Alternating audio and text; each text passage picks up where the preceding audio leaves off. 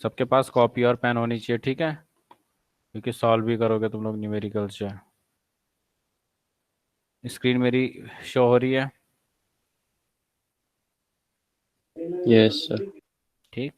तो अब हम लोग ये करेंगे, जो न्यूमेरिकल्स हैं, स्टार्टिंग से हमने स्टार्ट करना है। दो न्यूमेरिकल्स हमने करे थे, वो किस पे बेस्ड थे?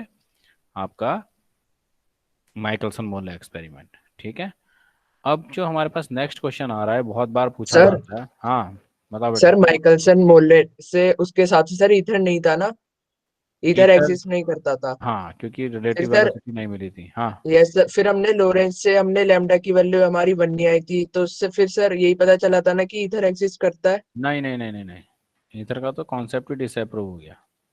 सर फिर उससे क्या पता चला था जब लैम्डा की वैल्यू हमारी 1 नहीं आई थी तो, गामा की जब वैल्यू। गामा की वैल्यू 1 नहीं आई, तो इसका मतलब ये है जब हम लाइट की स्पीड के आसपास की स्पीड जो है ना, उनसे अगर हम सेकंड पोस्टुलेट हुआ था शायद। जो हम उनसे ट्रेवल करते हैं, तो जो हमारे मेजरमेंट्स है उनमें चेंज आना शुरू होता है, ठीक है। एक्चुअल में वो ईथर का इफेक्ट कुछ नहीं होता उसमें, वो इफेक्ट किसकी वजह से आता है? लाइट की वेलोसिटी की वजह से, ठीक है। सर फिर जो सन की लाइट है फिर सर वो कैसे ट्रेवल हो जाती है अर्थ तक? वो तो रेडिएशन है ना। अब साइंटिफिकली प्रूव हो चुका है कि रेडिएशन के लिए हमें मीडियम की रिक्वायरमेंट है ही नहीं।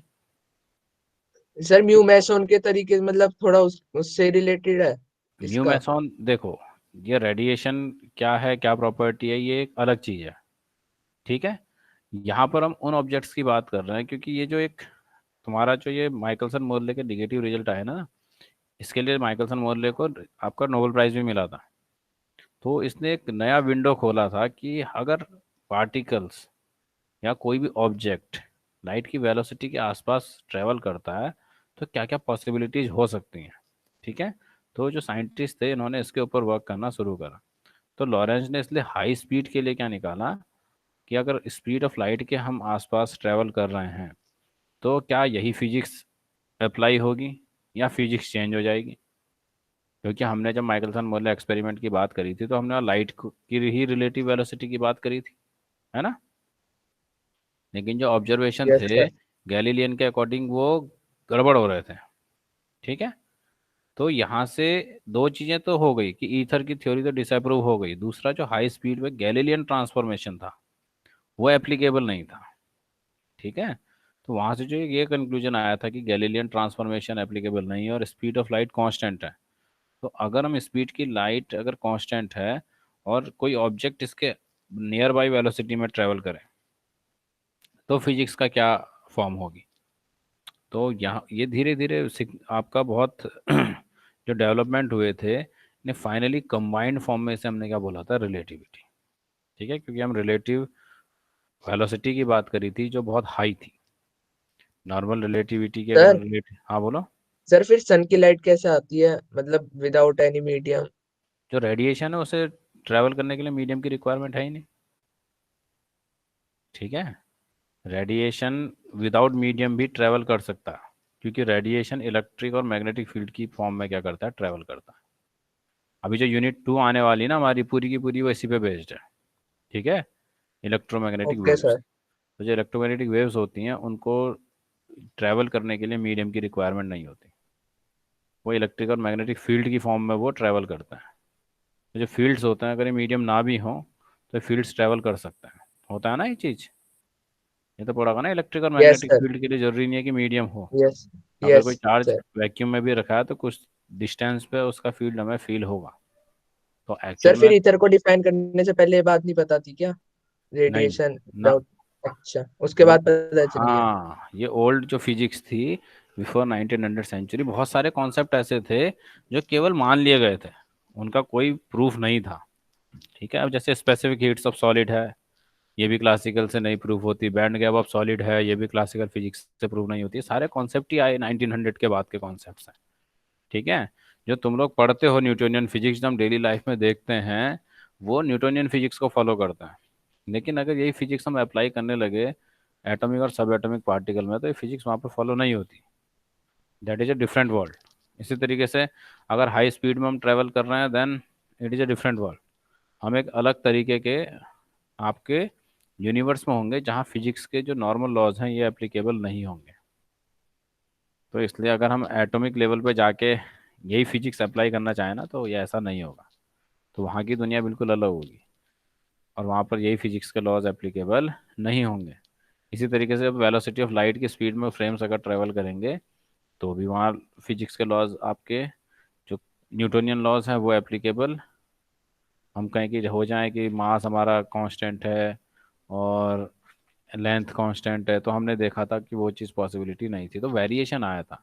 तो उसे बैलेंस उसको एक्सप्लेन करने के लिए क्या आई हमारी लॉरेंस ट्रांसफॉर्मेशन इक्वेशंस, कि अगर फिजिक्स हम अप्लाई करें जब वेलोसिटीज बहुत हाई है तो क्या किस तरीके से फिजिक्स को हम बना सकते हैं, क्या उसकी इक्वेशंस हो सकती हैं। ठीक है, इस तरीके से हम इलेक्ट्रोमैग्नेटिक वेव्स पढ़ेंगे तो वहाँ मैक्सवेल्स इक्वेशन आएंगी। वो बेस इक्वेशन है, वहाँ सारी मैक्सवेल इक्वेशन से काम होता है। जो अभी तुम आज की डेट में सिग्नल है ना, ट्रांसमिशन वगैरह पढ़ते हो, radar system, antenna system, 5G 4G signals travel करते हैं एक जगह से दूसरी जगह, तो ये सिग्नल्स का जो बेसिक्स हैं वो कहाँ से आता है, वो भी आपका मैक्सवेल इक्वेशन से हम पढ़ेंगे। तो वहाँ पर मैक्सवेल इक्वेशन बेस इक्वेशन होती है। जब हम क्वांटम लेवल पे यानी एटॉमिक लेवल पे तब श्रोडिंगर इक्वेशन बेस इक्वेशन होती है। तो इसका मतलब हमें यहाँ से ये चीज़ पता लगी, जो न्यूटन्स लॉ तुम हम पढ़ के आए हैं अभी तक, उनकी बहुत लिमिटेशंस हैं। ठीक है, डेली लाइफ में तो वो हमें सही और रिजल्ट्स देते हैं, लेकिन क्या वाकई जब हम कुछ अलग कॉन्सेप्ट्स में जाएं, सब एटॉमिक लेवल, एटॉमिक लेवल्स पे या स्पीड ऑफ लाइट, क्या वो उसे फॉलो करेंगे? तो अभी हमने देखा कि वो एज इट इज फॉलो नहीं होते। ठीक है बच्चों, चलो अब ये क्वेश्चन तुम्हें दिखाई दे रहा है सभी को स्क्रीन पे, आ रही है यस मेरी सर। आवाज? इस क्वेश्चन में क्या कह रहा है ये, use the Galilean transformation to prove the distance between the 2 points is invariant Ga- in, uh, under Galilean transformation in two inertial frames। अब ये क्वेश्चन वही कर पाएगा जिससे पहले तो ये बताओ कि दो पॉइंट्स के बीच की डिस्टेंस के लिए फॉर्मूला क्या होता है। ये मेरे ख्याल यस से सर। पता होगा सभी को, क्या होता है फॉर्मूला? दो पॉइंट क्या होता है?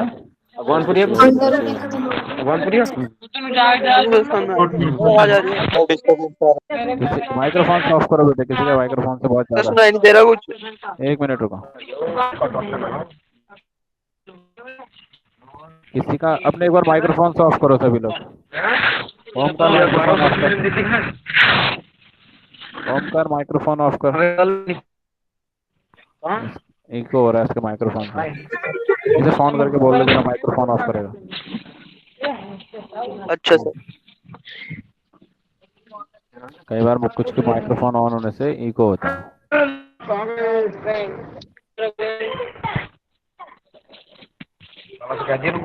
इसको कॉल कर रहा है कोई, कॉल करो इसे।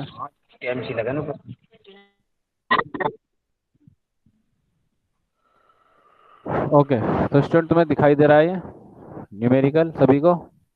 आवाज क्लियर है मेरी? Yes sir. ठीक है, अब इसका स्क्रीनशॉट लो और मुझे बताओ। अच्छा पहले तो मुझे ये बताओ कि दो पॉइंट्स के बीच की डिस्टेंस के लिए फार्मूला क्या होता है? सर अगर अंडर दो root x two minus x y plus y two minus y तो डिस्टेंस फॉर्मूला भी आता है। हम x two minus x one का square plus whole square y two minus y y one, two minus y one whole है ना, and z two minus z one. तो z कैसे कर सकते हैं? अभी कह रहा है इनवेरिएंट है। ठीक है, इनवेरिएंट का मतलब क्या है कि अगर ये फॉर्म मेरी एक फ्रेम में यानी स्टेशनरी फ्रेम में अगर ये वैलिड है, तो दूसरा फ्रेम अगर हम लें तो d equals to in moving frame, ये क्या आना चाहिए? सब प्राइम की टर्म्स में आ जाना चाहिए। किस में आना चाहिए? ये प्राइम्स की टर्म में। चलो देखते हैं भैया क्या ये पॉसिबल है या नहीं है। एक मिनट बच्चों, अब देखो इसके लिए क्या रहेगा हमारा, ये रहेगा आपका एक मिनट कहाँ गया। अब ये सारी की सारी इक्वेशन किसको लेंगे? X two dash minus x one dash plus y two dash minus y one dash square आएगा समय। ठीक है, plus z two dash minus z one dash. यानी गैलीलियन ट्रांसफॉर्मेशन इक्वेशन लगाने के बाद दो पॉइंट्स के बीच की डिस्टेंस इस फॉर्म में आ जाए, यानी सेम जो हमारे पास प्राइम में थी वही किस में आ जाए? Non prime. अब गैलीलियन ट्रांसफॉर्मेशन क्या था भाई, बताओ मुझे कोई। x dash equals to x minus x vt. minus vt. X two dash equals to क्या था, x2 x two minus minus vt. V x t VT होगा, क्योंकि हमने तीनों कंपोनेंट लेना, यही था ना। एंड एक्स वन डैश क्या होगा, x1 x1 plus x1 minus into t. x1 minus VXT।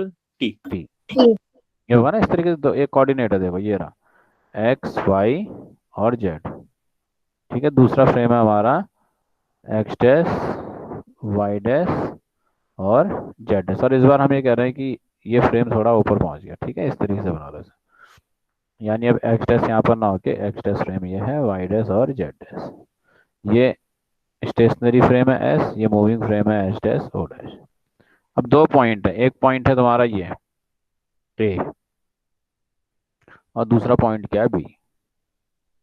अब इनके कोऑर्डिनेट्स क्या है, एक्स वन एक्स टू, नहीं x one y one z one, और इसके होंगे x two y two z to.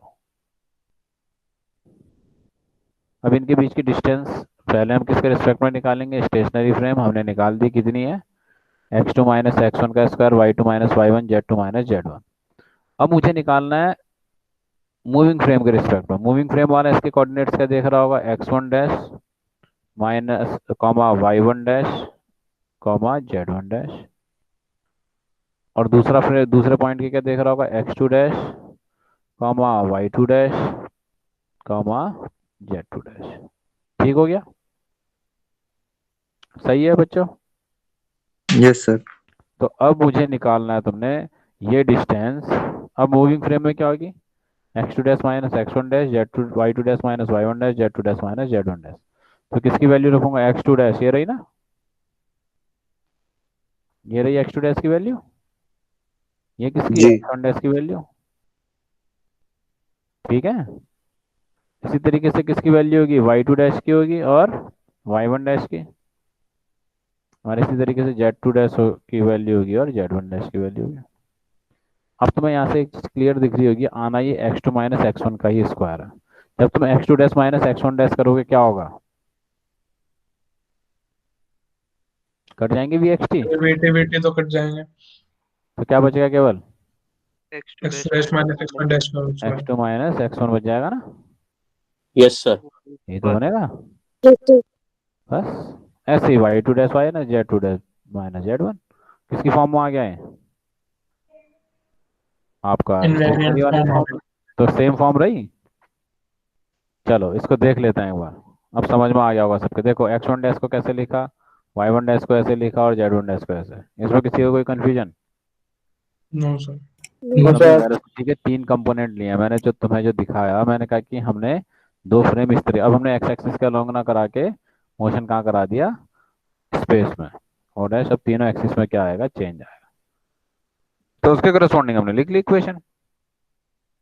इसी तरीके से x two dash y two dash और जेड टू डैश को ये लिख सकता हूँ, ठीक है। Yes sir. बस काम हो गया। अब मैंने कहाँ रखी value, x two dash minus x one dash y two dash minus y one dash, v x t इधर कट गया, वी वाई टी इधर कट गया, वी जेड टी इधर कट गया। यहाँ बचा x two minus x one y two minus y one z two minus z one. यानी मूविंग फ्रेम में भी डिस्टेंस कितनी दिखाई दी हमें, जो किसमें दिखाई दी थी, स्टेशनरी फ्रेम में। यानी गैलीलियन ट्रांसफॉर्मेशन में जो आपकी डिस्टेंस बिटवीन टू पॉइंट्स होती है वो इनवेरिएंट होती है। क्या होती है वो, इनवेरिएंट। समझ में आया बच्चों। सर एक सेकंड, एक स्लाइड पीछे करना।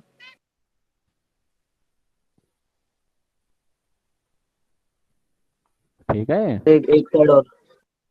ये बहुत ही आसान है भाई, इसमें कुछ ओके नहीं सर, था, इसमें केवल ओके सर। इक्वेशन लेंथी बननी थी, सब क्रॉस कट होके आपका फाइनली वही फॉर्म आ जाती है जो स्टेशनरी फ्रेम में थी। तो इससे ये प्रूफ होता है कि हमारा जो डिस्टेंस बिटवीन टू पॉइंट है वो क्या है, इनवेरिएंट। इनवेरिएंट का मतलब समझ में आया तुम्हें, मैंने पहले ही बताया था क्या मीनिंग होता है इनवेरिएंट का। टाइम पे डिपेंड नहीं करता। जो फॉर्म आपकी एक फ्रेम में है वही फॉर्म किस में होनी चाहिए, दूसरे फ्रेम में same as it is form में होना चाहिए। अगर मैं कहूँ कि कोई equation x square plus 2xy है, तो मूविंग फ्रेम में भी ये इक्वेशन इसी फॉर्म की होगी, यानी x dash square plus 2x dash y होनी चाहिए। तो ये क्या है, इनवेरिएंट है दोनों। अगर इसमें कुछ प्लस माइनस आ जाता फिर ये इनवेरिएंट नहीं रहता, कोई भी इक्वेशन हो अगर सेम उसी फॉर्म में आ जाए तो इसका मतलब क्या है, वो इनवेरिएंट। अब चलो नेक्स्ट क्वेश्चन में चलते हैं, बहुत इंपॉर्टेंट न्यूमेरिकल है। न्यूमेरिकल नहीं, एक्चुअल में प्रूफ करने वाला क्वेश्चन है, ये हमने किया भी था, याद आया तुम्हें कुछ? Show that the acceleration is invariant under Galilean transformation. Yes sir. Yes, yes मैं sir. कर रहा था, v डैश एक इक्वल आ गया था। बहुत डिटेल में मैंने समझाया था। पहले क्या करते हैं, एक्स के टर्म में इक्वेशन लिखते हैं, यस सर, यस सर। फिर क्या करते हैं, फिर जनरल ले लेते हैं उसके, U के जनरल U में लिखेंगे। dt के रेस्पेक्ट में डिफरेंशिएट करते हाँ फिर हम वेलोसिटी के लाने के लिए टी के रिस्पेक्ट में यस सर, differentiate डिफरेंशिएट कर देते हैं। फिर अगेन एक बार डिफरेंशिएट और करते हैं, तो किसके टर्म में आ Yes, sir. जाता है, हैं। एक्सेलरेशन। तो हमें वहां से ये v दिखा डैश एक इक्वल आ जाता है सर। हाँ ए एक्स डैश के इक्वल आया, ए वाई डैश के इक्वल, और ए जेड a डैश तो मुझे नहीं लगता मैं इसे दोबारा कराऊं, है ना? सबने Yes, किया sir. होगा, बस देख लेते हैं। देखो ये थी ना एक्स डैश के लिए इक्वेशन, ये है डी एक्स डैश, हमने ये करा। तो यहाँ से सिंस टी और डी टी डैश इक्वल है, तो d t dash equal to d t आ गया, तो इस समय कोई इतना फर्क नहीं पड़ने वाला। So d x over d t equals to d x over d t minus v, क्या हो गया है, इट्स यू डैश, और ये क्या हुआ, से यू एक्स डैश कहेंगे, और ये क्या हो गया, यू एक्स माइनस वी। अब v क्या था, कांस्टेंट, दोबारा डिफरेंशिएशन करेंगे, v क्या हो गया था हमारा, 0। ये देखो, सर ये तो कांस्टेंट वेलोसिटी है ना फ्रेम की, हाँ v कांस्टेंट है ना, अगर इसको t के कांस्टेंट को डिफरेंशिएट करोगे क्या होता है, 0 आएगा। बस ये क्या हो गया, d u dash over d t equals to d u over d t. तो एक ही बात है, इसी को हम क्या लिखते हैं, ए एक्स डैश, और इसको लिखते हैं ए एक्स। तो यानी जो एक्सेलरेशन है दोनों ही फ्रेम में क्या रहेगा, वो सेम। वेलोसिटीज तो चेंज होंगी लेकिन एक्सेलरेशन सेम रहेगा। ये कौन से फ्रेम के लिए, गैलीलियन ट्रांसफॉर्मेशन के लिए, ठीक है? तो गैलीलियन ट्रांसफॉर्मेशन में आपका जो एक्सेलरेशन है वो क्या है, इनवेरिएंट। ठीक, समझ में आया? Yes sir. बहुत आसान सा क्वेश्चन था। अब जो अगला क्वेश्चन है ये बहुत इंपॉर्टेंट क्वेश्चन है, ये तुम्हें करना है भाई। अब क्या कह रहा है, show that the space time interval x square plus y square plus z square minus c square t square. अच्छा, x square plus y square होता केवल तो कौन सी किसकी इक्वेशन होती है, x square plus y square equals to a square. हाँ बच्चों, सर सर्कल सर्कल की इक्वेशन होती है ना। 0 Yes, sir. Yes. अगर x square plus y square plus z square हो गए तो किसकी इक्वेशन हो गई, स्क्वायर की हो गई, है ना? यस वही सर देखो, अगर 2 डायमेंशन में थे तो सर्कल था, अब 3 डायमेंशन में आए तो स्क्वायर हो गया, है ना? 4 डायमेंशन में क्या होगा,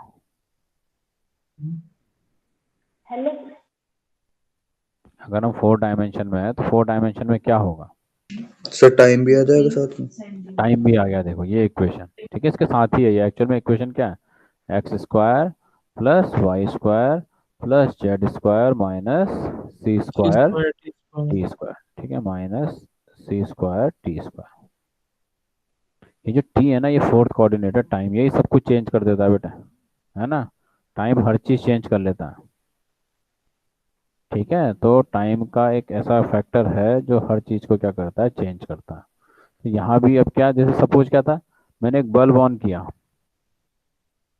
अभी बल्ब से जो लाइट निकलेगी उसको किस वेव फ्रंट की फॉर्म में होगी,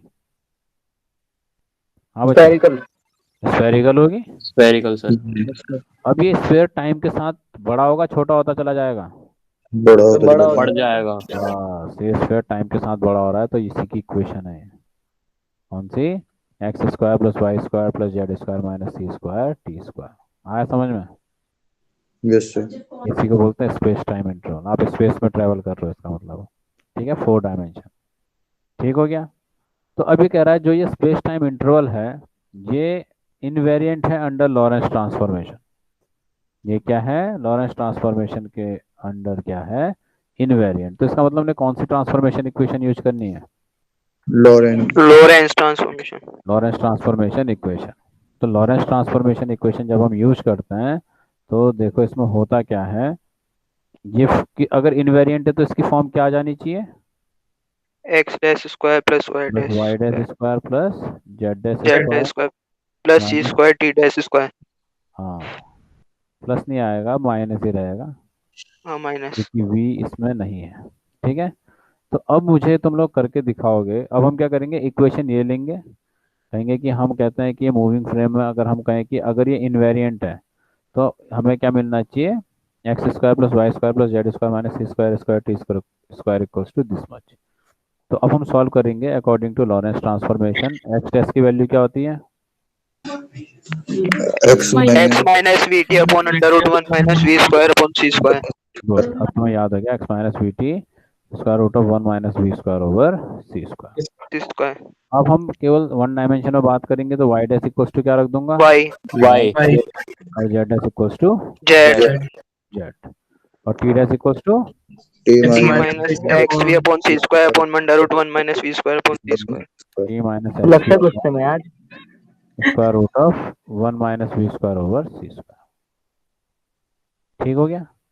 अब मुझे क्या करना है, हम लोगों ने याद रखो अभी x dash y dash z dash और टी डैश की वैल्यू कहाँ रखेंगे? ये इक्वेशन वन जो मैंने दी। ठीक है। और इस इक्वेशन से हमने कौन सी इक्वेशन लेकर आनी है? एक्स के टर्म्स में। इसका मतलब जब हम एक्स डैश की वैल्यू ये पूरी बड़ी रखेंगे, वाई डैश और जेड डैश में तो कोई चेंज नहीं होना है, इनको हम ऐसे ही सजा के रख देंगे।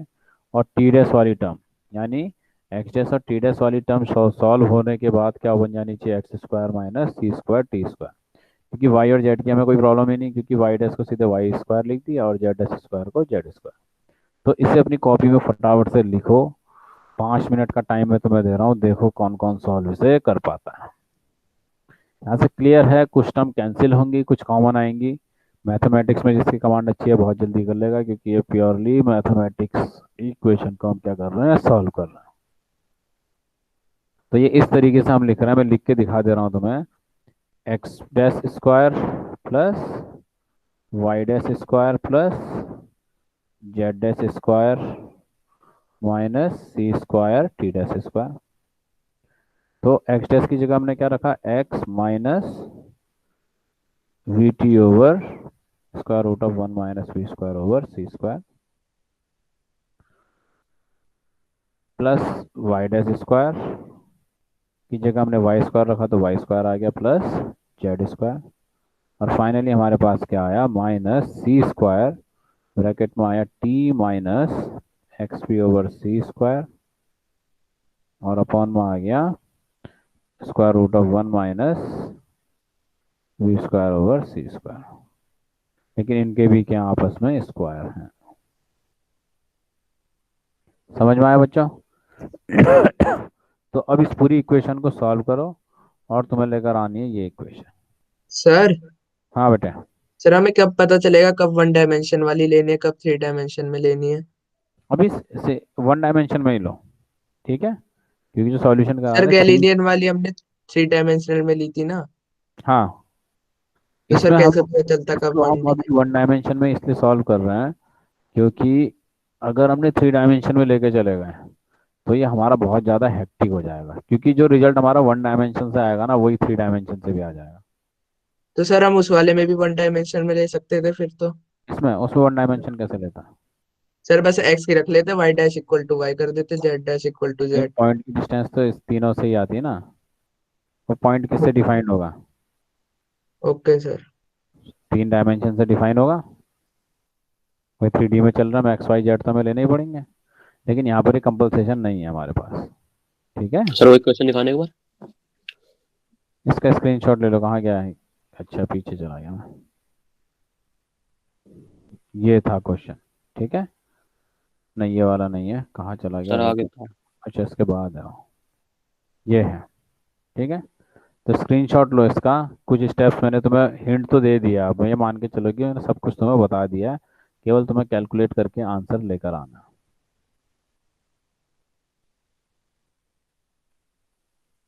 तो इसे करो और मुझे आंसर बताओ फटाफट से।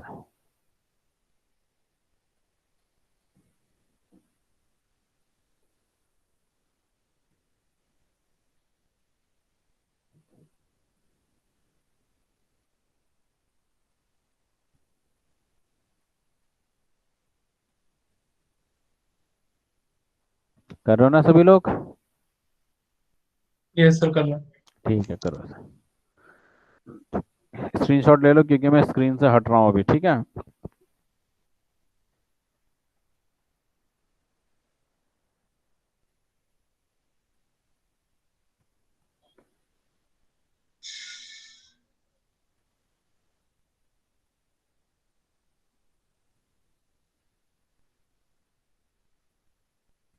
हेलो हाँ, कुछ करा सर बेटे? सर हो गया। हो गया, गुड। कौन है ये अभी जिसने कहा हो गया? आयुष? सर लक्ष्य अच्छा। अच्छा, लक्ष्य, ठीक है, लक्ष्य ने कर दिया भाई, चलो। और बताओ किसी का हो गया? गुड।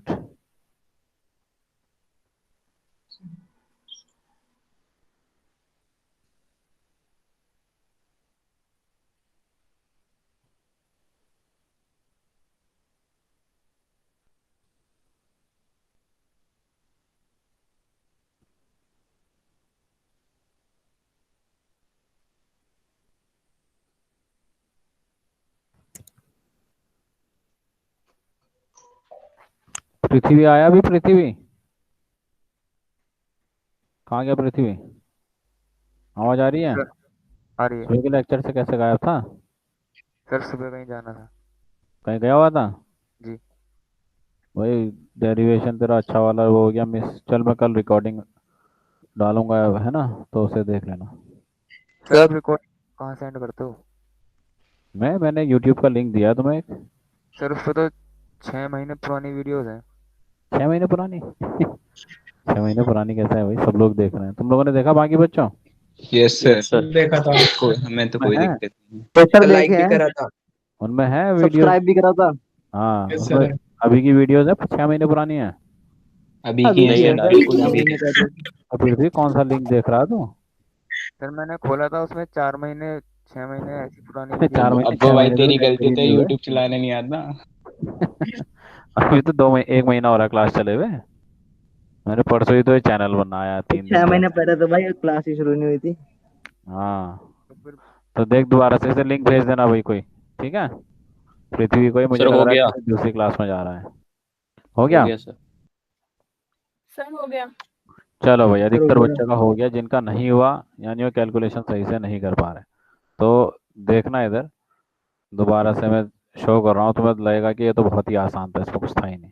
ठीक है? जिन्होंने कर लिया उन्हें समझ आ गया होगा, क्योंकि इतने हम क्वेश्चंस कर चुके हैं। अब हमें कॉमन लेना और किस तरीके से इस इक्वेशंस को सॉल्व करना है, ये आ जाना चाहिए। देखो, कुछ नहीं करा, मैंने कहा था, मैंने तो तुम्हारा काम वैसे ही आधा कर दिया था, क्योंकि y और y डैश को हमने एज इट इज रखा था, y डैश x डैश को। अब हमें केवल x और t वाली टर्म्स को सॉल्व करना था। ठीक है? ये वैल्यूज हमने रखी क्योंकि हमें क्या प्रूफ करना है कि दोनों हमें सेम फॉर्म में मिलती हैं। हमने x, y और z की वैल्यू क्यों नहीं रखी x डैश के टर्म में? क्योंकि फिर कैलकुलेशन बड़े कॉम्प्लिकेटेड हो जाते। क्यों होते? क्योंकि यस डैश सर। होते हैं हर जगह, डैश यूज करना पड़ता है हमें, है ना? इसलिए हमने x dash equals to x minus v t use करा। तो अब देखो यहाँ पर पहले कौन सी टर्म सॉल्व करी होगी हमने? एक्स डैश स्क्वायर वाली टर्म, यानी एक्स माइनस वी टी का square over 1 - v² over c square. Y square और जेड स्क्वायर को मैंने कहा था बिल्कुल अलग कर दोगे, अलग कर दिया हमने। और दूसरी टर्म जो रही -c² t minus x v over c square का होल स्क्वायर। अब x माइनस वी टी का स्क्वायर सभी को ओपन करना आता है। अब देखो, जो ये दो टर्म बनी हमारे पास, जिन्हें मैं रेड बॉक्स में लिख रहा हूँ, इनमें कुछ कॉमन है? 1 - v²। दोनों का डिनोमिनेटर क्या है? माइनस कॉमन आ गया। यस यानी सर। डिनोमिनेटर कॉमन लेके हमने केवल न्यूमरेटर्स को अंदर सॉल्व करना। यस सर, न्यूमरेटर उनका भी बड़े स्क्वायर खोल आसान दिया था। फिर कैंसिल हो जाएगा। हाँ, x² plus v² t² minus 2xvt। दूसरी टर्म क्या बनी? -c² ब्रैकेट के अंदर t² plus x² v² c⁴ minus 3xv over c²। तो जब c² से अंदर मल्टीप्लाई हुआ तो देखो -c² t² हमें मिल गया। इधर बना minus x square b square over c square 2t x भी दोनों में कैंसिल आउट। दोनों कट गए। अब मतलब ये जो चार टर्म्स बची हैं इनसे हमें क्या मिल जाना चाहिए, x square minus c square t square. क्या ऐसा हो सकता है? Yes sir. जिसमें मैं सर्कल कर रहा हूँ देखो, एक्स स्क्वायर और तीसरी ये वाली टर्म जो आई, इन दोनों से एक्स स्क्वायर कॉमन ले एक्स लिया। स्क्वायर कॉमन आ गया, तो क्या रहा अंदर, 1 - v² ओवर सी स्क्वायर। ठीक है, इसका मतलब मुझे दूसरी टर्म में भी 1 - v² ओवर सी स्क्वायर बनाना है। तो वी स्क्वायर टी स्क्वायर इधर है, minus c square t square इधर है, क्या कॉमन लूंगा? सर इसमें T minus c square square t square ले लीजिए। हाँ, minus c square t square, क्योंकि ये हमें रिक्वायर्ड भी है और इसको कॉमन लेने पे ही ब्रैकेट के अंदर क्या बनेगा, 1 - 1 v²। Minus v square by c square, फिर ये बस डिनोमिनेटर वाले से कैंसिल हो जाएगा। कॉमन आके डिनोमिनेटर वाला इन्हें क्या कर देगा, कैंसिल। ये कैंसिल कर चला, दो। बस क्या बचा अंदर, x square minus required answer आ गया। C square t square. देखो इस तरह के क्वेश्चन बड़े आसान होते हैं, जिनके प्रैक्टिस में है ना वो फटाफट कर ले जाता है, क्योंकि इनमें कैलकुलेशन भी नहीं यस करना, सीधा हमें कॉमन लेना है, अपने फटाफट से इक्वेशन सॉल्व करनी है और आंसर आ जाता है। तो फिर से यानी, और वाई स्क्वायर जेड स्क्वायर हमारे पास पहले से बाहर था, तो ये क्वेश्चन ज़्यादा टफ नहीं है। जिसने एक बार या दो बार भी इसमें प्रैक्टिस कर ली ना, आराम से कर ले जाता है, और आने के चांसेस के बहुत ज़्यादा रहते हैं। कई बार ये पूछा जाता है कि prove that the space time interval this one is invariant under Galilean Lorentz transformation. ठीक हो गया, समझ में आया? Yes sir. चलो अब नेक्स्ट क्वेश्चन की तरफ बढ़ते हैं। तो मैं नहीं बताऊंगा, इसे तुम ही लोग बताओगे कैसे करना है। इस क्वेश्चन को स्क्रीनशॉट लो पहले सब लोग, इसका स्क्रीनशॉट लो और इसे पढ़ के, ध्यान से पढ़ के मुझे आंसर बताओगे तुम लोग।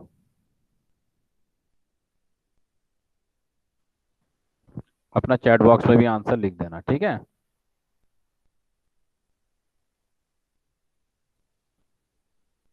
बहुत ज़बरदस्त लैंग्वेज इसमें लिखी हुई है, बहुत बड़ा क्वेश्चन है।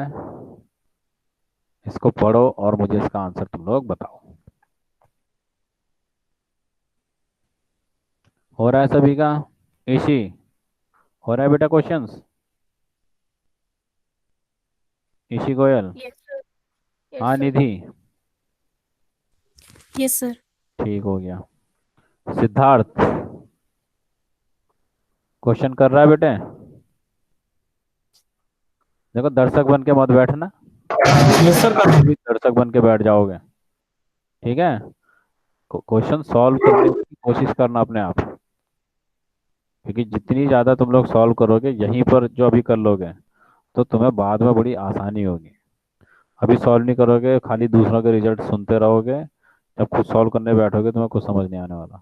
ठीक है, इसलिए कोशिश करो सभी लोग सॉल्व करने की, ट्राई करने की। नहीं आता फिर मैं इधर बता रहा हूँ, फिर उसके बाद एक बार फिर से ट्राई करो, फिर नहीं बोलोगे। क्योंकि क्वेश्चन में अगर बात करूँ यहाँ सर पर इसमें लेंथ आसान, कॉन्ट्रैक्शन का ही तो लगेगा। हाँ ठीक है, कौन सा फॉर्मूला लगेगा इसमें, सर लेंथ इसमें contract. Sir l is equals to l naught वाला, अप रूट हाँ, में 1 - find v the square by length of train and the tunnel as seen by an observer in train.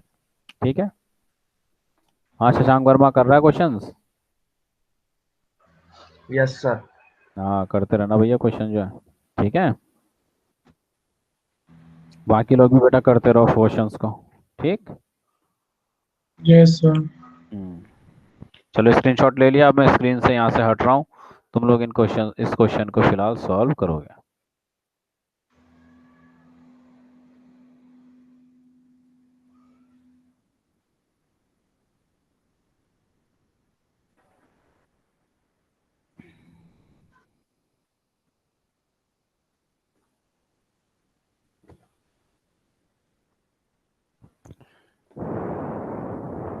जिसका answer आ जाए मुझे बता देना बच्चों,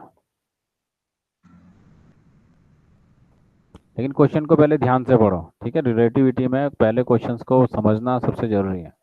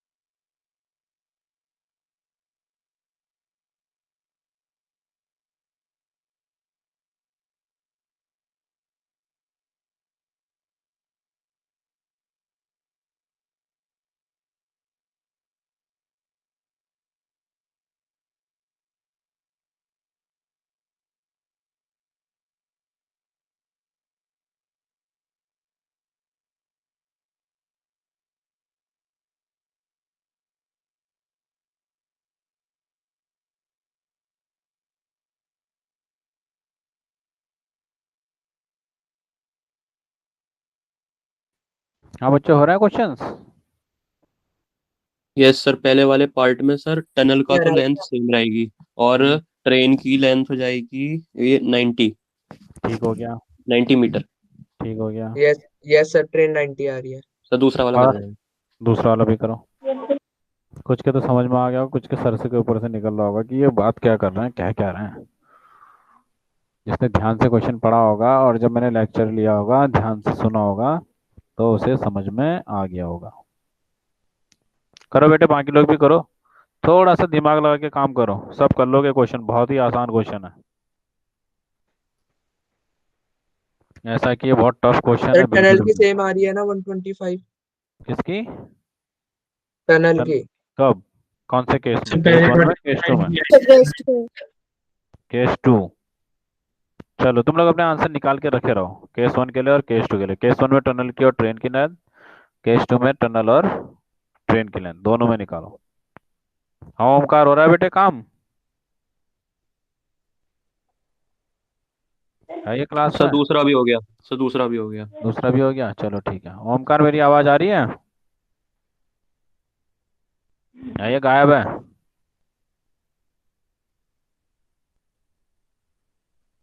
चलो सर दूसरे वाले में टनल की लेंथ 75 मीटर आ रही है चलो ठीक है।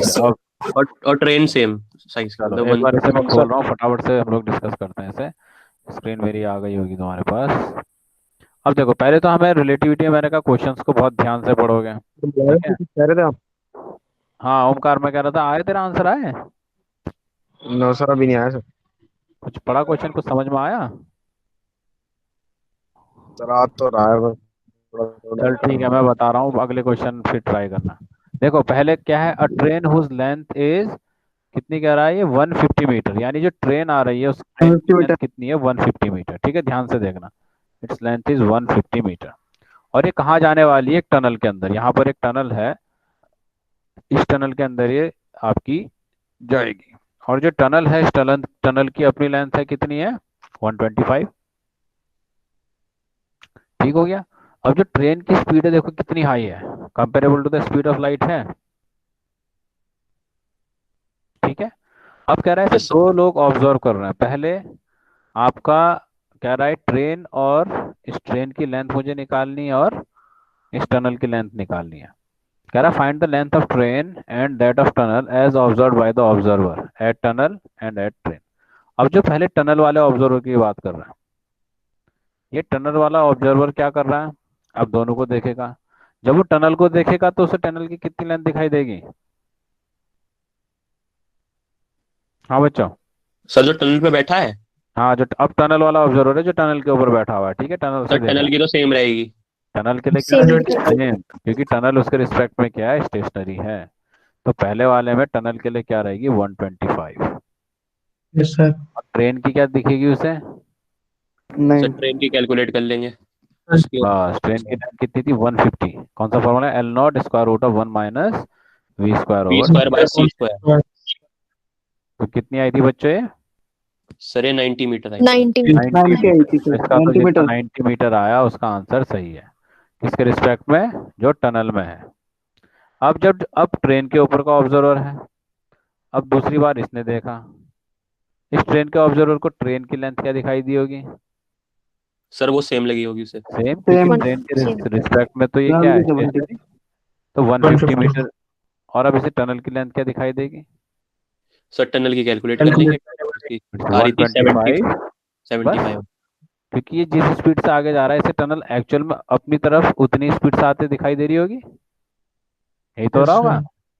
भाई। रिलेटिविटी में यही है, ये जब टनल को देख रहा होगा, इसे लग रहा होगा कि टनल इसकी तरफ कितनी स्पीड से आ रही है? जो ट्रेन की स्पीड है। तो अगेन फिर हमने यही फॉर्मूला लगाना है। अब 125 स्क्वायर कितना आया फिर आंसर? 70 75 मीटर। 25। 75 मीटर। इसका मतलब जिन्होंने क्वेश्चन ध्यान से पढ़ा था उन्हें समझ में आ गया। जो ऑब्जर्वर जिस फ्रेम में है उसे वो फ्रेम की ओरिजिनल लेंथ दिखाई देगी, और बाहर वाले ऑब्जर्वर को उसकी लेंथ कॉन्ट्रैक्टेड दिखाई देगी, ठीक है? तो सेकंड केस में 75 मीटर है, और ट्रेन की लेंथ एज इट इज रहेगी, वो कितनी रहेगी? 150 मीटर। और पहले केस में ट्रेन की लेंथ इसे दिखाई देगी कितनी? 90 मीटर और टनल की लेंथ एज इट इज रहेगी कितनी 125 मीटर। ठीक है, चलो अब अगला Yes. क्वेश्चन करो।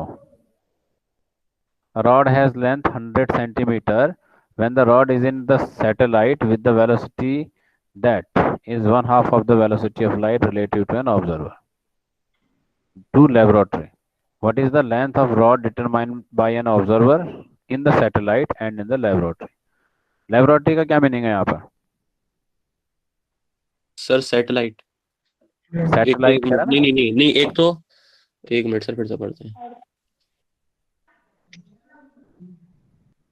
ये ऑब्जर्वर, दो ऑब्जर्वर हैं, एक सैटेलाइट में है, दूसरा लेबोरेटरी में। तो मूविंग ऑब्जर्वर कौन सा होगा? Satellite. सैटेलाइट वाला। सैटेलाइट Laboratory मूविंग क्या होगी, है? Laboratory station. Stationary observer. Stationary होता है। बस मिल गया हिंट तुम्हें, फटाफट से करो। सर एक बार फिर बताना, आपने क्या बताया, नेटवर्क प्रॉब्लम हो गई थी। इसमें क्या है, दो ऑब्जर्वर है ना, एक ऑब्जर्वर जो सैटेलाइट में है, दूसरा लेबोरेटरी में है। तो स्टेशनरी ऑब्जर्वर कौन सा होगा? Moving sir laboratory. लेबोरेटरी वाला। ये कौन सा है? Stationary observer. ठीक है, इसलिए कहीं पर लेबोरेटरी लिखा है तो समझ आना किसकी बात कर रहा है वो, स्टेशनरी की। तो फटाफट से 2 मिनट के अंदर ये क्वेश्चन करो, बहुत ही आसान क्वेश्चन ये है।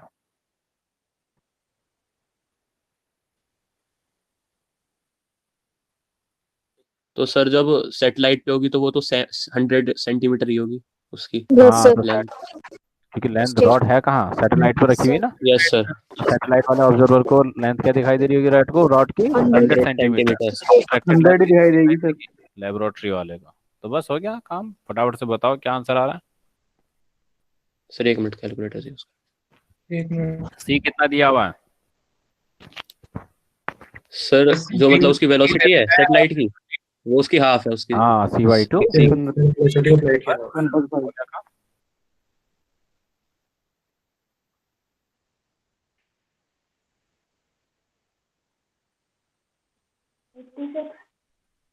सर 86 पॉइंट कितनी है 6। 86.6। चलो भाई, ये किसके आई? सर उसकी क्या मतलब सर? ये किसने बताया आंसर? नाम बताओ। सर विक्रांत। विक्रांत ने बता दिया भाई 86.6। और बताओ भाई कोई।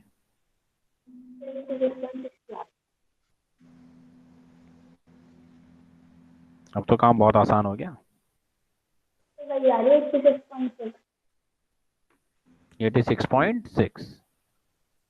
ये देखो कितनी आई, 86.6। बहुत आसान सा कैलकुलेशन है, टफ कुछ भी नहीं है, केवल दिमाग लगाने वाली बात है। ठीक है, और ऑब्जर्वर जो कहाँ है, सैटेलाइट पर, उसके लिए मैंने क्या बताया था, उतनी रहनी है, इट्स 100 सेंटीमीटर। ठीक हो गया। क्वेश्चन तो ऐसे लग रहे हैं बहुत भारी भरकम से क्वेश्चन होंगे कि बहुत कुछ टिपिकल सा हमसे कुछ पूछ लिया, एक्चुअल में बहुत आसान है। ये अभी सारे लेंथ कॉन्ट्रैक्शन के क्वेश्चन चल रहे हैं। ठीक है,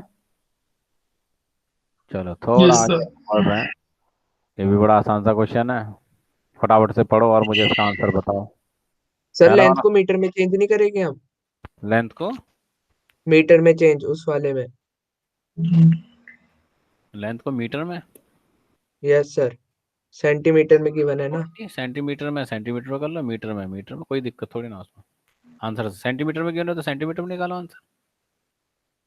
सर Question तो वेलोसिटी 71 सेकंड में है ना, इसमें मीटर पर सेकंड में है ना वेलोसिटी। तो वेलोसिटी का फैक्टर तो वैसे ही कर दिया ना, इधर देखें, ये जो v और c है, इन्होंने तो एक दूसरे की डायमेंशन को कैंसिल कर दिया होगा, इसलिए कोई फर्क नहीं पड़ा। समझ रहा है? क्योंकि जो ये l आना है, इसकी डायमेंशन केवल लेंथ होगी। तो ये भी क्या सर होगा, लेबोरेटरी वाले केस में मीटर पर सेकंड, इसमें भी मीटर पर सेकंड होगा ना। सर 0.6 मीटर उसका आंसर आ रहा है क्या? Yes, sir. 0.6 meters. Yes, sir. इसमें बेटे जब अब पहले मैं इसको आंसर दे दूं, अगर न्यूमरेटर और डिनोमिनेटर में सेम डायमेंशंस हैं तो कोई फर्क नहीं कैंसिल आउट कर देती है ना सर। पड़ता, क्योंकि ये जो क्वांटिटी बनेगी डायमेंशनलेस बन जाने वाली, यही तो होगा ना। Okay sir. सर। तो एल नॉट जो अगर सेंटीमीटर में है तो सेंटीमीटर में आएगी, मीटर में है तो मीटर में, किलोमीटर में है तो किलोमीटर। अगर डायमेंशन अलग अलग होती तब मुझे ध्यान रखना पड़ता है कि एक ही डायमेंशन में लेकर आता सब। ठीक है, ये भी एक रूल है फिजिक्स में, नॉर्मली इसे नहीं पढ़ते, इसे ध्यान रखना है तुम लोगों ने। ये आ गया होगा, बहुत आसान था, 0.6 मीटर यानी 60 सेंटीमीटर, इसमें तो कुछ था ही नहीं। इतना आसान क्वेश्चन है ना। Point yes sir. यही फॉर्मूला हम लगाया 0.8 C/C और हमारे यस पास सर कट गया। ठीक है। इसमें कोई डाउट किसी को? No sir. अब बहुत आसान नो क्वेश्चन है, सर इसमें नेवर। इसमें तो वैल्यू भी ऐसी दी हुई है 0.8 C मतलब 0.6 आना है नीचे। ठीक है, इसमें तो कैलकुलेटर की भी रिक्वायरमेंट नहीं है। इसी से मिलता जुलता अगला क्वेश्चन है। अब ये कह रहा है परसेंटेज कॉन्ट्रैक्शन निकालो लेंथ में। अब इसे करो, क्वेश्चन पहले वाला ही है, 0.8 C से चल रहा है। सर परसेंटेज कॉन्ट्रैक्शन मतलब? लेंथ में कितना परसेंट कॉन्ट्रैक्शन हुआ है। ठीक है, 1 मिनट बच्चों में अभी कर रहा हूँ तुम्हें जरा। ठीक है, कॉल आ रहा है मेरा, तुम लोग इसे सॉल्व करो, परसेंटेज कॉन्ट्रैक्शन निकालो। सर क्वेश्चन दिखा दीजिए। अच्छा 1 मिनट रुको।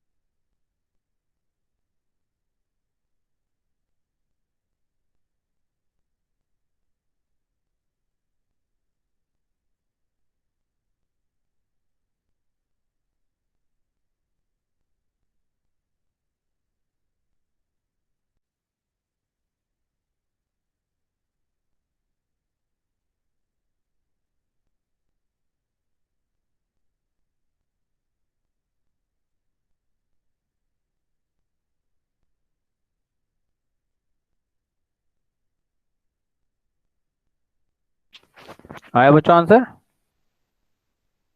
आधा तो तुम लोग पहले ही कर चुके थे। स्क्रीन शो सर हो एक रही है तुम मिनट, लोग को? अब हो रही है सर, देख लीजिए। तो बहुत आसान था, कितना आया था अभी आंसर?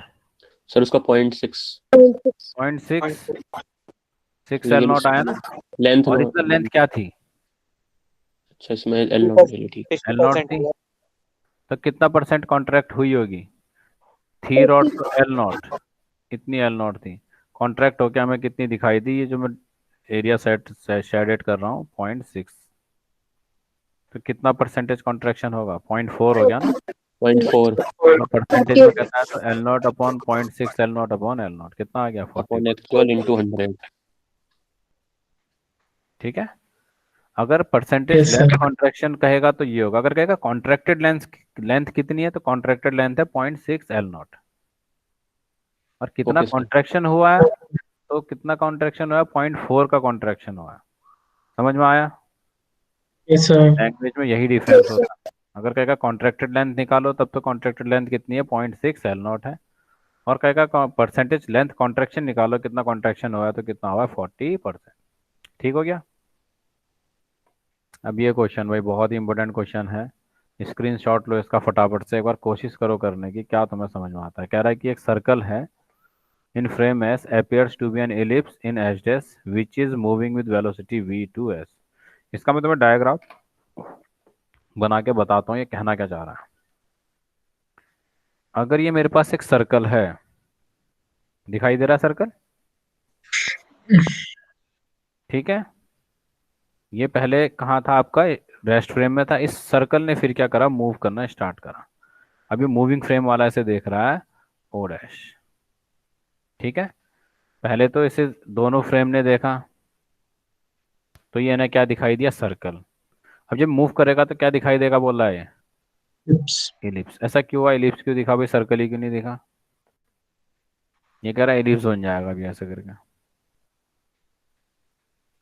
भाई कॉन्ट्रैक्शन था तो सारी लेंथ में कॉन्ट्रैक्शन होना चाहिए था ना इसमें। भाई इधर भी कॉन्ट्रैक्शन होगा और इधर भी कॉन्ट्रैक्शन होना चाहिए था। तो अल्टीमेटली लेंथ कॉन्ट्रैक्ट होकर सर्कल ही होना चाहिए था कम रेडियस का। तो इलिप्स कैसे बन गया? पता है किसी को इसके बारे में? सर क्योंकि वो नौ एक्स सौ एक्सिस के लॉन्ग जा रहा है ना। कल मैंने बताई थी एक चीज, मैंने क्या कहा था, लेंथ कॉन्ट्रैक्शन कहाँ होता है हमेशा, along the direction of motion.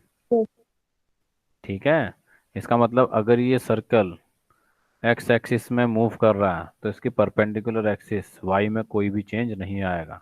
इसका मतलब इसका वाई वाला डायमीटर तो ऐसे ही रहेगा, एक्स वाला चेंज हो जाएगा।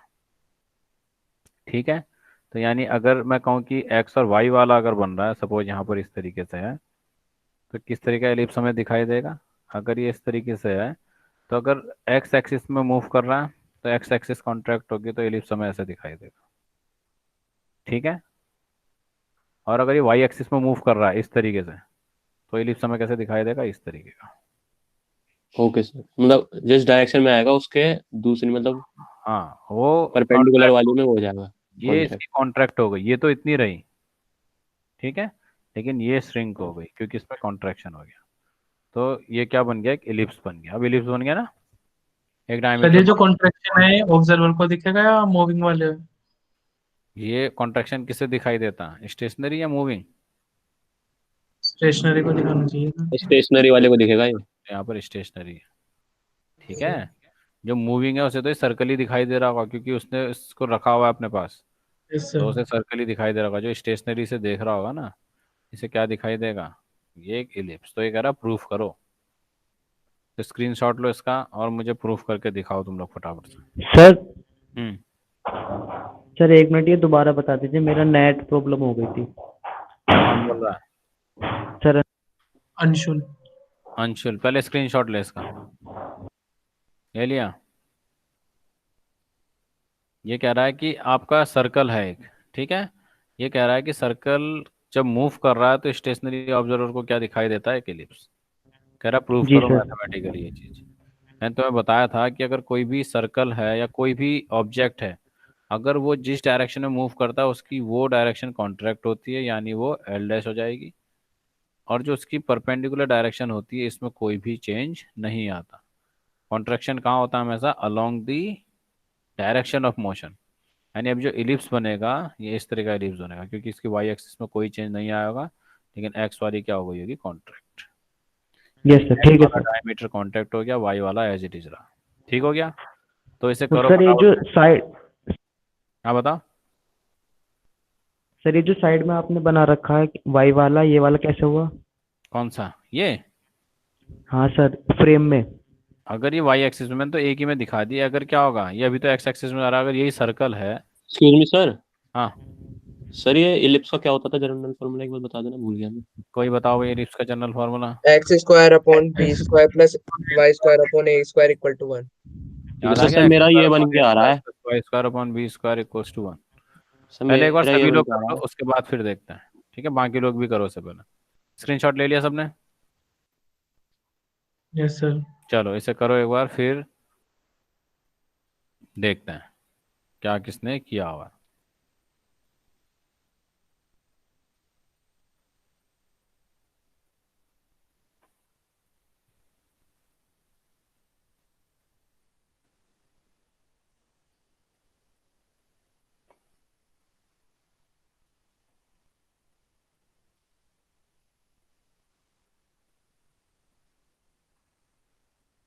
सर मेरा, मैं बताऊं सर मेरा क्या आ रहा बताओ। है। सर मेरा आ रहा था एक्स डैश का square hmm into 1 - v² by c square upon a square hmm plus y dash का square upon a square is equals to 1। सही आ रहा तेरा, बिल्कुल बढ़िया, ठीक है एकदम। सही है बाकी वो? और लोग बताओ, इसको समझ में आ गया, इसका मतलब ये क्वेश्चन जो है। बाकी लोग भी करो। इसका आंसर मैं तुम्हें बता रहा हूँ क्या आने वाला है, यानी इस तरीके की फॉर्म में आएगा जो अभी किसने बताया, क्या नाम है बेटे, सर विक्रांत गुप्ता। विक्रम। सर मेरा ये आ रहा है x dash square upon a square upon v 1 - v² upon c square plus चलो, y dash square upon a square, ऐसा आ रहा है। अब देखो समझ में आ गया होगा, स्क्रीन मेरी आ रही है, शो हो रही है,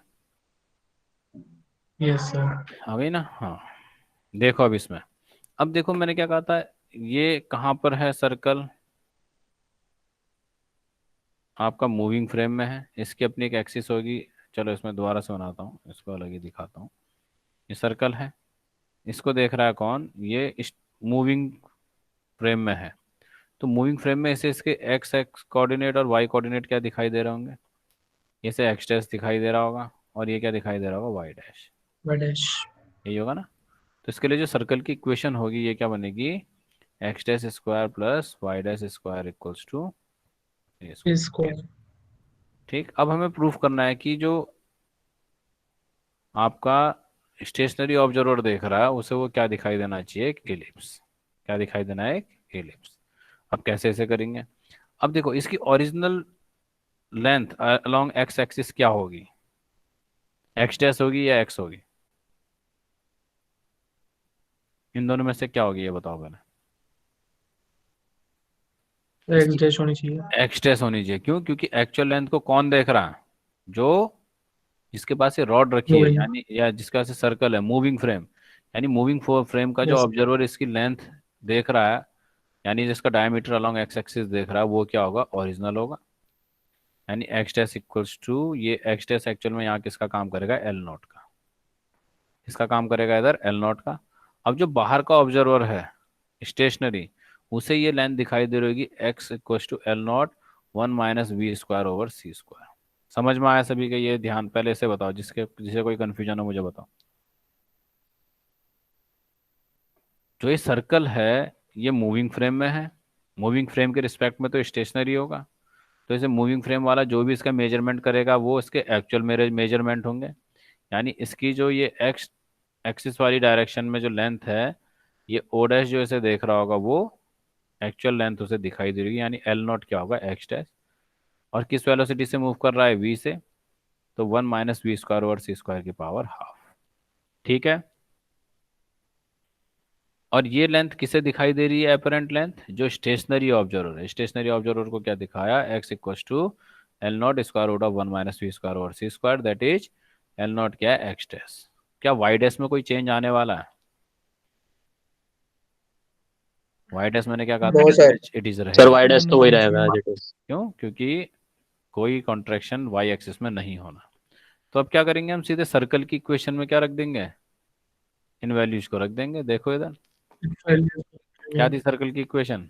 x square plus y square plus equals to a square. जब हमने एक्स स्क्वायर की वैल्यू रखी, वाई स्क्वायर की वैल्यू रखी, तो क्या बना? देखो एक्स स्क्वायर क्या आया था? X dash square 1 - v²/c² plus y dash का स्क्वायर ये आया मेरे पास इक्वल्स टू ए स्क्वायर। तो अगेन अब हमें क्या होना चाहिए? अगर इलिप्स की इक्वेशन है तो हमें इस फॉर्म में लेकर आनी है, x dash square upon constant का square a square plus y dash square over b square. ये जनरलाइज्ड फॉर्म लिखी है मैंने, इक्वल्स टू 1 होता है ना? यस सर, यही होता है। तो अब देखो यहाँ एक्स डैश के साथ स्क्वायर के साथ एक्स के स्क्वायर के साथ ये वैल्यू है, ये मुझे यहाँ देखनी पसंद नहीं है। तो पहले क्या करेंगे हम? यहाँ पहले राइट हैंड साइड में 1 करेंगे।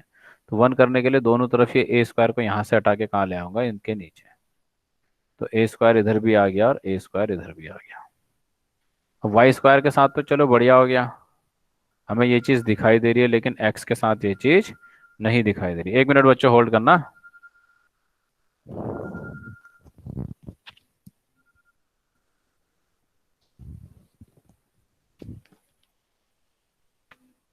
ठीक हो गया? ये चीज़ समझ में आई? तो अब देखो ये 1 - v²/c² किसके साथ है? एक्स डैश के स्क्वायर के साथ। लेकिन मुझे इसे सिंगल रखना है क्योंकि ये हमें सेपरेट होना चाहिए। तो इस पूरी टर्म को कहाँ ले आता हूँ? ए स्क्वायर के अपॉन में। तो ये क्या बना? X dash square upon a square upon this much. ठीक हो गया। And y dash square upon a square. और जनरलाइज मैंने इस वैल्यू को पूरा क्या लिख दिया? B square. इसको पूरा क्या लिख दिया? बी स्क्वायर से रिप्लेस कर दिया। तो एक्स डैश स्क्वायर ओवर क्या हो गया? B square plus y dash square over a square equals to 1। तो ये क्या बन गई? एक इलिप्स की इक्वेशन। समझ में आया बच्चों ये चीज तुम्हें? Yes sir. यानी कि जो हमारे लिए क्या था? एक सर्कल था मूविंग फ्रेम में, वो स्टेशनरी ऑब्जर्वर को क्या दिखाई देगा? एक एलिप्स। ये क्वेश्चन आया हुआ है पहले भी कई बार, तो अच्छे से इसे करना है। ठीक है, इसका मतलब अगर कोई स्क्वायर होगा तो वो कैसा दिखाई देना चाहिए हमें? लिप्स। अगर स्क्वायर होगा तो कैसा दिखाई देगा? रेक्टेंगुलर, है ना, रेक्टेंगल दिखाई देगा। तो इस तरीके से शेप हैं उनकी इक्वेशंस कई बार लाने को ये कहता है। क्वेश्चन में देखो कैलकुलेशन या हम कहें बहुत बड़ी इक्वेशन सॉल्व हो रही है, वैसा कुछ नहीं है, केवल दिमाग थोड़ा चला के काम करना है। रिलेटिविटी के क्वेश्चंस तुम्हें ऐसे ही मिलेंगे कई सारे, उनमें सारा खेल दिमाग का तुम्हें दिखाई देगा। ठीक है, सर ये जो आपने x equal to √1 minus v square upon c square मतलब ये वाली है वैल्यू, हाँ हाँ। सर ये o के रिस्पेक्ट में है ना? कौन सी? ये एक्स टेस्ट, सर ये वाला? ये तो यस सर। हाँ ये इसके रिस्पेक्ट में। और सर वो वाली o डैश के रिस्पेक्ट में।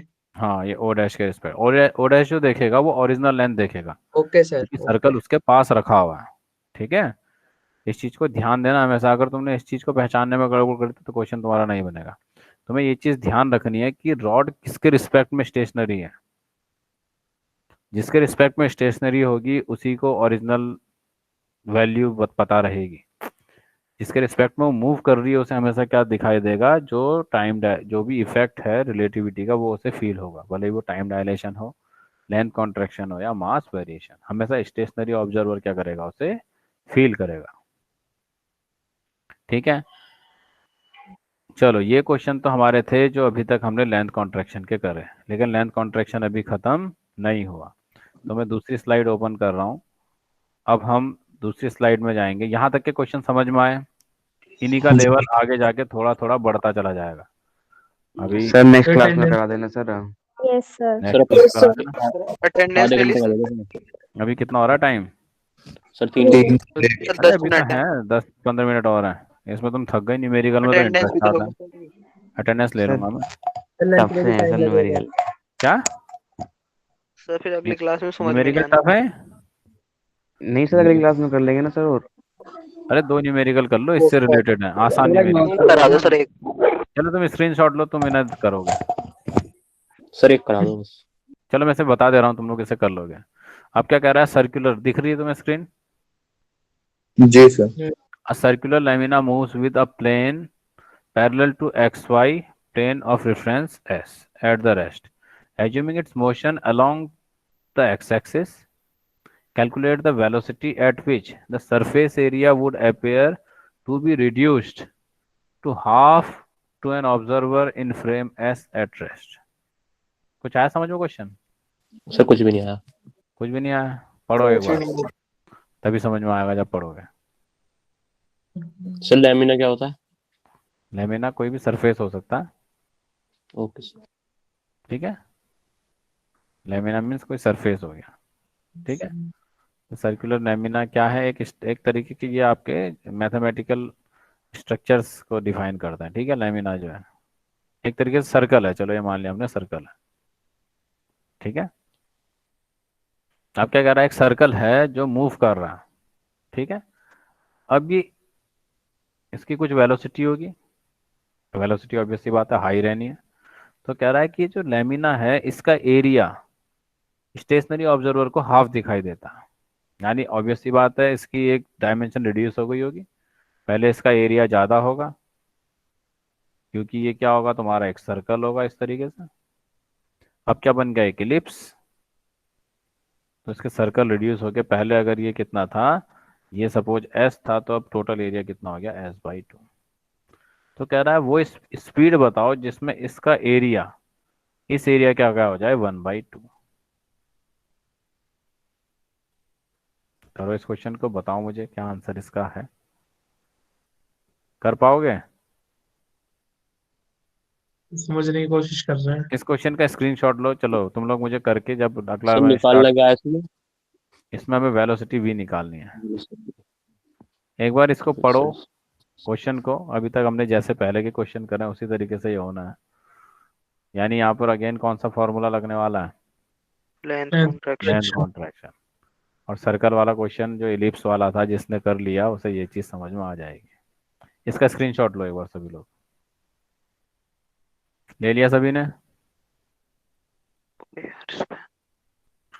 इसको करोगे, आंसर हमें लेकर आना है कितना, 2.6 इंटू 10⁻8 मीटर पर सेकेंड। चलो तुम लोग आंसर निकालना, हम देखेंगे उसे। और दूसरा कह रहा है obtain the volume of cube. अगर वो किसके अलोंग चल रहा है, v वेलोसिटी से x एक्सिस के अलोंग मूव कर रहा है, या along any of its h। इसका भी स्क्रीनशॉट लो, ये तो बहुत ही आसान क्वेश्चन है। ये क्वेश्चन आगे तो मान के चलो फ्री के नंबर हैं एग्जाम में,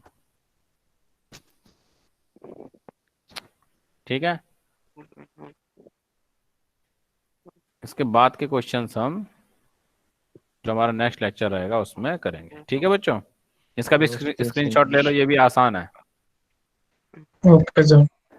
ओके सर। क्वेश्चन बड़े आसान आसान से है भाई, इतने में क्या करेंगे। हाँ ये क्वेश्चन थोड़ा अब जो है हम प्रॉब्लम 14 से स्टार्ट करेंगे, ठीक है। पहले तो ओके अभी डिस्कस करेंगे, लेकिन हम प्रॉब्लम 14 से मेन स्टार्ट करेंगे, क्योंकि ये क्वेश्चन बहुत बार पूछा जाता है। तो चलो अब मैं यहाँ से स्क्रीन हटा रहा हूँ, इस क्वेश्चन का भी स्क्रीनशॉट ले लेना। ये तो बहुत आसान है, जो पहले हम क्वेश्चन पढ़ चुके हैं उन्हीं की तरह ये है। अब हमने वी निकालना है इस बार, ठीक है। चलो अब मैं से स्टॉप कर रहा हूँ शेयरिंग यहाँ से। अटेंडेंस लोगे या ऑटोमेटिक? अटेंडेंस ले रहा हूँ बेटे मैं, 1 मिनट होल्ड करो।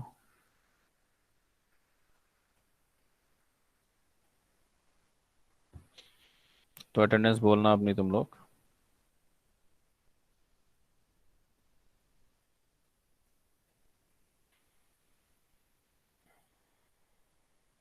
हाँ अजय प्रताप प्रेजेंट है? Ajay? Yes sir, yes sir, बिल्कुल। Anjali, Ankit, yes sir. इसके बाद है तुम्हारा Ankush, present sir. Anshul, Anshul present है? एब्सेंट। सर अभी लेफ्ट करा है उसने। लेफ्ट करा, चलो आएगा तो फिर मुझे बताएगा। इसके बाद है तुम्हारा आर्यन, आर्यन एब्सेंट।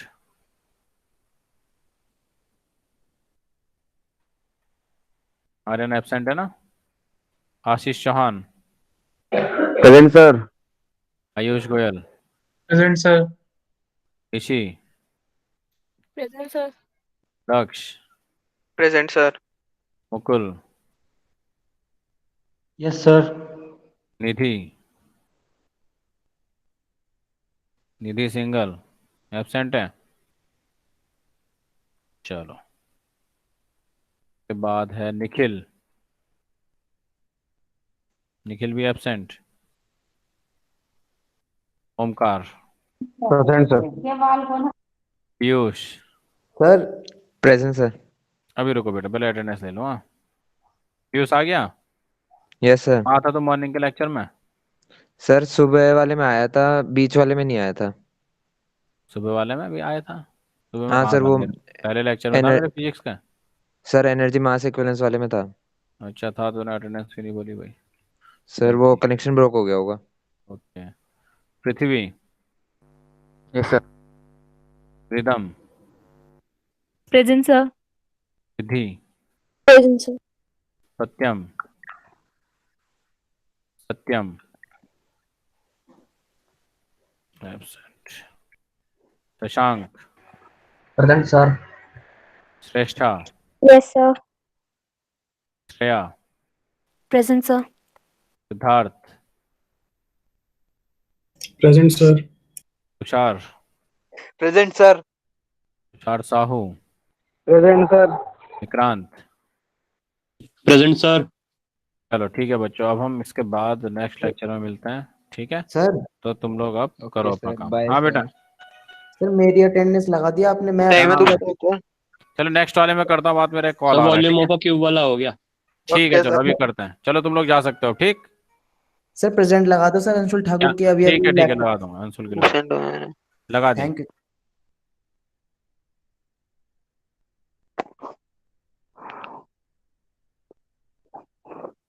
लक्ष्य, हाँ मेरी लगा दी सर क्या? ने अटेंडेंस। पता नहीं। मुझे लगा कि तूने बोला अभी। ठीक है चल, नेक्स्ट में लगा देंगे सर, कह रहे हैं। ठीक है भाई।